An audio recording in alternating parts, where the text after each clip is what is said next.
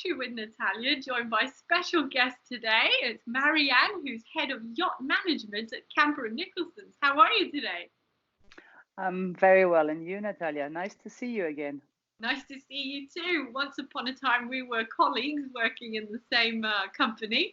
And today, here we are back again, talking about all things yachting again. Absolutely, but in a different format this time. We're not doing the same jobs anymore. That's true. So, what's happened since I last saw you, which was maybe about 7, 8 years ago? Back then at Camper Nicholson's, I think I used to be the head of compliance, and used to look after the ISM and ISPS compliancy for our fleet. And from then onwards, and in addition, looking after yachts. And then basically, I moved on from the compliancy to become a senior fleet manager shortly after that. Wonderful. And your career in yachting, it started well out at sea, as many of us had experience. And would you like to tell us a bit more about that? Because it's quite rare to have somebody like your caliber to talk about this stature. No, I think what has driven me from very young onwards, I wanted to be at sea, and I was very driven by the idea to one day have the name of a captain. So I wanted to be a captain, and I decided to basically start sailing across the Atlantic. And I started sailing many, many years ago. It's about 28 and a half years ago, something like that. And after sailing for the first two Atlantic crossings, I said, this is it. I'm doing my life at sea. My parents were a bit disappointed, of course, because they were not going to see their daughter for a while. And then basically they helped me through to get my yacht master, and I decided to go sailing. But being a yacht master and being able to sail a sailboat up to 24 meters as a woman back then was not an easy task. So very quickly I stayed as a crew member, and I never really mentioned what I had because no one would trust a woman at sea, which rightly so. If you look at history, women were not renowned to be bringing good luck on yachts, on boats. Um, and as things were changing, I decided to move on and to the engineering side of things. Fantastic. So from sailing to engineering, I mean, that's quite remarkable considering back in the day, perhaps it wasn't as easy as it might be today. I think we can't compare the back in the day time and today, because I think what drove me back then was definitely the passion, the love of being at sea and maintaining the engines to the best I could, so that my captain at the time would be always very happy with me. And I think that was really the main focus, was to keep the boat as beautiful as possible, so that when the owner came on board, he went always, wow, you guys looked after my boat really well. And that was the biggest reward, was the thank you from the owner. Things have changed a lot since then, because I was about over 5, 6 years in different engine rooms, and I really enjoyed looking after it. It was quite a big task, and I was very lucky that I always had very nice colleagues. It was a special time. It's not comparable to today in many different ways. Hmm. Um, Easier or harder? I think in my time was by far easier. All you had to do was work hard, and that's all I know. I don't know much except working a lot. That's what saved me all my life.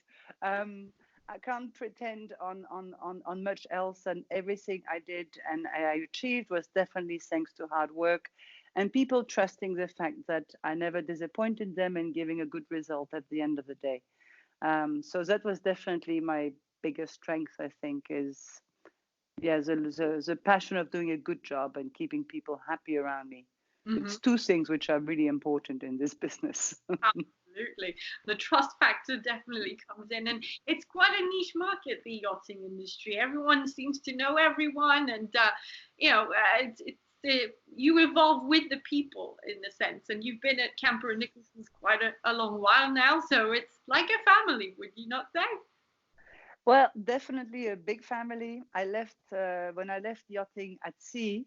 I joined Camper Dickelson in 2003, so it will be 17 years very soon. I've enjoyed every position I've had, and again, I've started at the bottom of the ladder, and and I worked my way through because the passion has always been driving me. Whatever I do it with, yeah. If you don't like what you do, don't do it. Choose something else. Or some people have a lifetime trying to figure out what they like, and that I feel sorry for them. And yeah, it's good to have that passion of moving it within the company to bring yourself out. It's amazing. So now, how does it look like in your team? I mean, and what do you do? Let's give us an idea of a day in Marianne's life. Well, basically, I've taken over the head of the yacht management division about a year ago, and my predecessor was Peter, and it was a big shoes to fill, I must say, because he had done the job for as long as Campers opened the yacht management division, which was 26 years before. So, and I worked alongside him for 17 years, so we've known each other very well. And moving from my senior fleet manager to this position was a very nice transition. And the company has given me definitely the greatest support anyone could dream of when you are being promoted within the same company. And I had the full support from my superiors, but also from my ex-colleagues who are still my colleagues because we work completely as a team, and I would definitely not be able to do my job without them. I have great respect for every individual in our team because, in fact, it's just like on a boat. It's like I am not finally, I'm the captain Yeah, I of want. yacht management, but ashore this Yeah. time. But because you see, we have a technical side, we have an accounting team, we have people which look after the HR of the crew. We have people who are more involved on day-to-day basis with new builds, people who are involved with insurance. So all those intricacies of yacht management is they all work together, and one doesn't work without the other one. So we definitely do our best to work as a team and to deliver a good service to the clients who trust us with their yachts. And so far, in terms of compliance, accounting, purchasing services that we offer, the crew that we look after, I think we are a very solid team of really a lot of experts because a lot of people have been with us for a long time. Mhm. And now the team has grown a lot in the last year, I must say. We've taken on quite a few large yachts. So we've had some challenges to go through. Um, and I'm proud to say that so far, so good. I'm still enjoying it after a year, and I hope that I can keep on doing this job for a long time. Fantastic. And then let's look at it from a client's perspective a little bit. So, if I had a super yacht and I came to you, what would be the most important factor to discuss? For me, the most important factor when a client comes to us is first to see what does he need. I can tell him everything I do and all the services that we can provide, but it's of no use if the man already has a few things in place. That's one thing I don't like doing is selling a service that a client doesn't need because I don't think we do him any favors. So first of all is to assess what does he need, how does he want to use his boat, how does he envision the future, and then alongside with him determine how we're going to work together if he wants to work with us. And then the biggest factor is as well the trust. He needs to trust us because he gives us his yacht and we need to trust him because we work together with the captain and the crew on board. We all work together as a team for the owner. So it needs to be a cohesive teamwork as much as the people ashore as on the boat, basically. And once you achieve that, then those clients, we keep them for many, many years. And we have a lot of boats which speak for themselves because they've been with us as long as I've been at Campers. And I think that really is very helpful.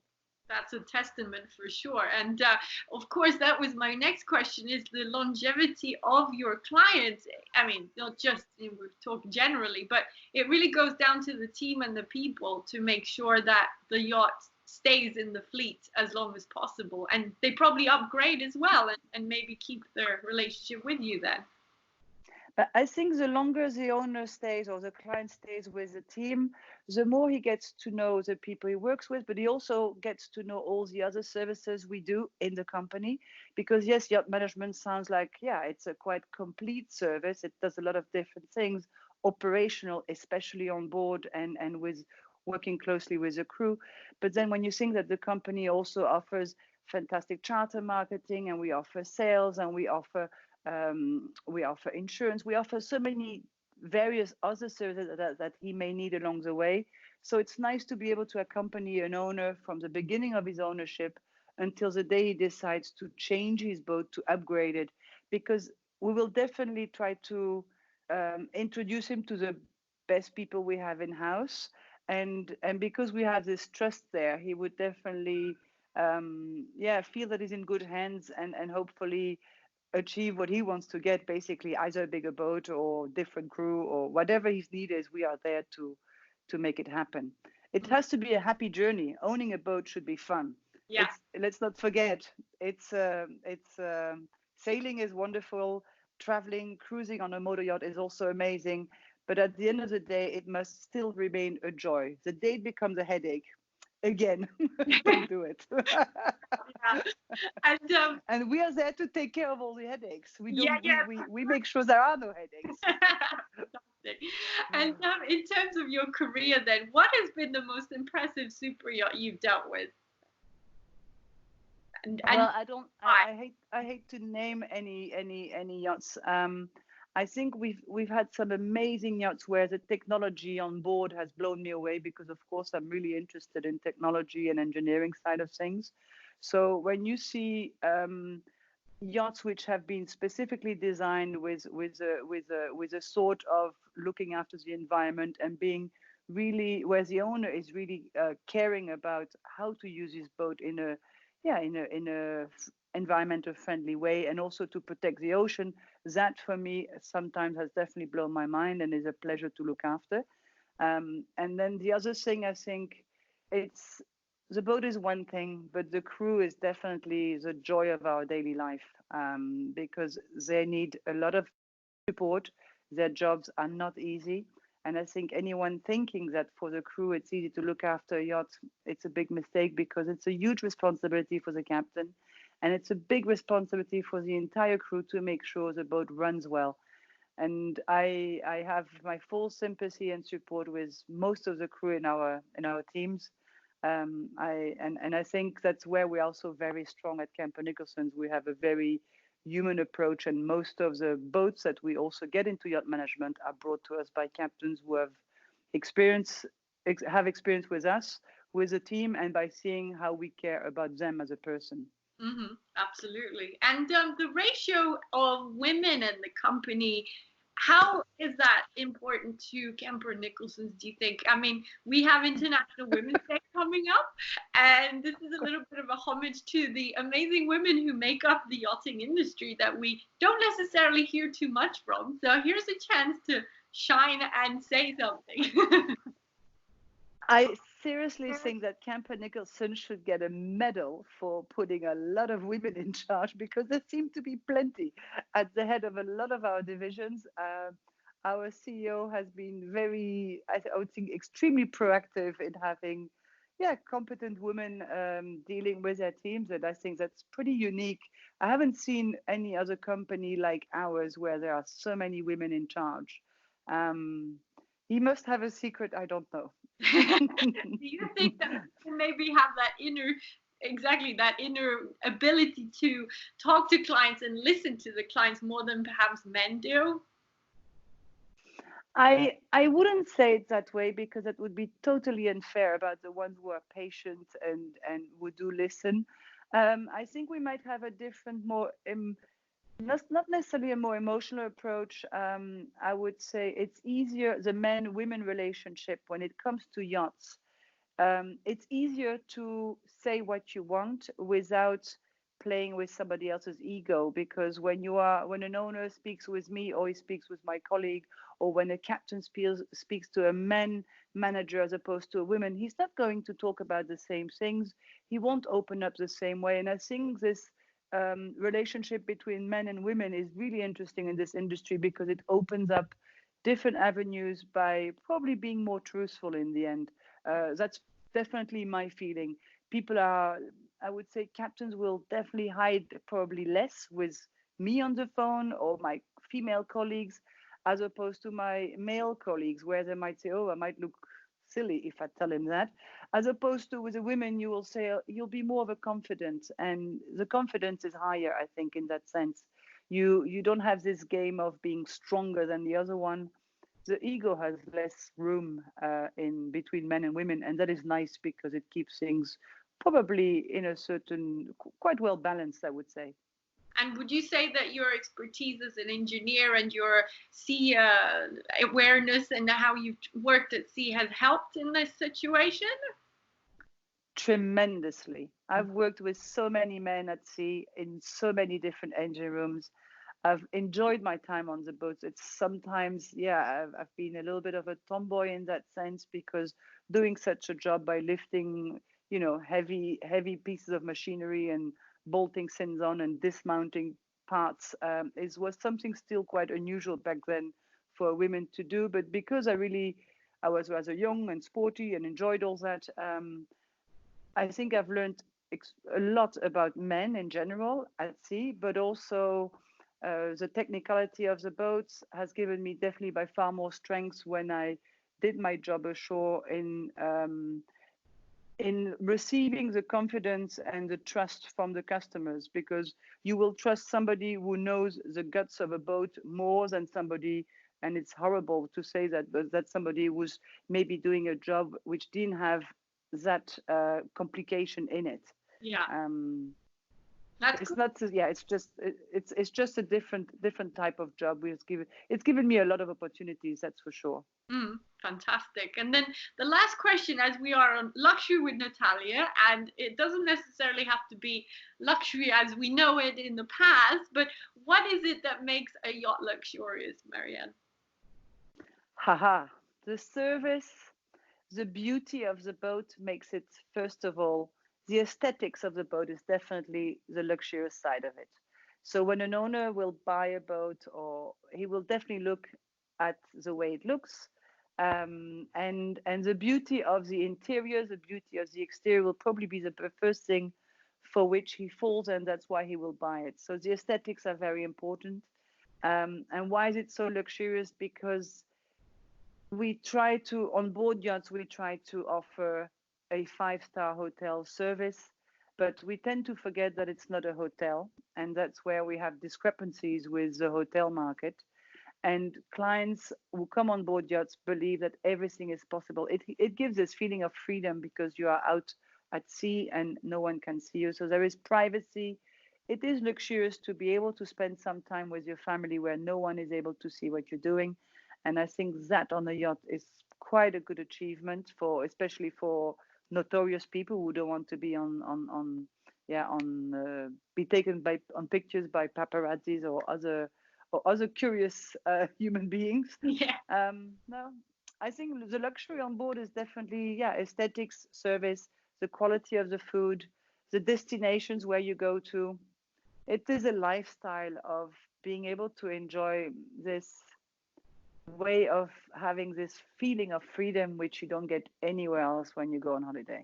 I think you have the best job in the world looking after all these amazing yachts and people who work on it to make that service come true. I know it's hard work, but still, it's quite rewarding too. It's very rewarding, and you can't be shy on the hours, that's for sure. Yeah, that's right. Probably after this call going working. But hearing one thank you and hearing a few words from your captain and crew or from the owners when they're happy is worth for us the world, because it shows that we've done our job properly, and we really try our best. And I'm sure sometimes perfection luckily doesn't exist, but that's another thing which comes with luxury. It's almost perfect. We're not far from perfection on board yachts. Sounds lovely. Wow. And what a note to finish this interview on. I'm very grateful for your time, Marianne. Thank you so much. And I'm very much looking forward to seeing the progress of what happens next, and also the involvement of Camper Nicholsons in various events and shows around the world. It's always a pleasure to come back as family, having worked for Camper Nicholsons myself. Yeah, thank you so much for having me, and I look forward to see you around sometime in different events for sure. Wonderful. All right, well, this was another episode on Luxury with Natalia. Thanks for watching, and catch up more episodes coming real soon. Thank you. Bye.